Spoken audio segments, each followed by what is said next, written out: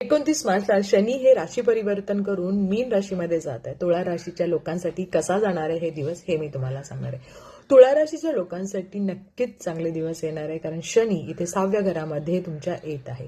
6वं घर हे शत्रू, कर्ज आणि रोग दाखवतं. आणि इथे बसलेला शनी म्हणजे पापी ग्रह जेव्हा इथे बसतो तेव्हा चांगले परिणाम देतो असं म्हटलं जातं.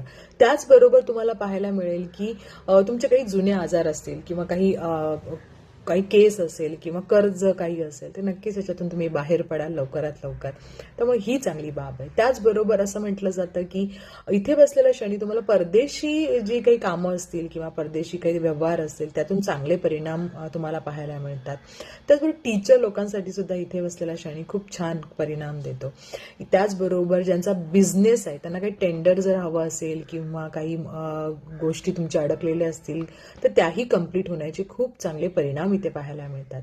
इथे बसलेला शनी 12व्या घराकडे बघतो, त्यामुळे एक लक्षात घ्या, इथे तुम्हाला परदेशी काही कामं असतील, काही शिक्षणाला कोणाला जायचं असेल तर नक्कीच तुम्हाला चांगल्या गोष्टी होतील. जॉब चेंजेस दाखवत आहेत, नोकरी चांगली मिळेल. त्याचबरोबर अपॉर्च्युनिटी आणि चांगले इन्क्रीमेंट होण्याचे सुद्धा चान्सेस आहेत. त्याचबरोबर एक मात्र आहे की 12वी दृष्टी 3ऱ्या घराकडे बघते, त्यामुळे तुमची धावपळ खूप होऊ शकते. त्यामुळे जे बिझनेस करतात किंवा ज्यांना नोकरीला जातात पण त्यांचं जास्त धावपळ होत नाही, तर अशा लोकांना मी सांगेन थोडंसं वॉक जास्त करा. वॉकिंग करणं हा एक खूप चांगला उपाय आहे तुमच्यासाठी, कारण ट्रॅव्हल खूप होणार आहे. जर ट्रॅव्हल नाही झालं तर असं म्हटलं जातं की तो त्रास तुम्हाला नको किंवा मानसिक त्रास होण्याची शक्यता असते.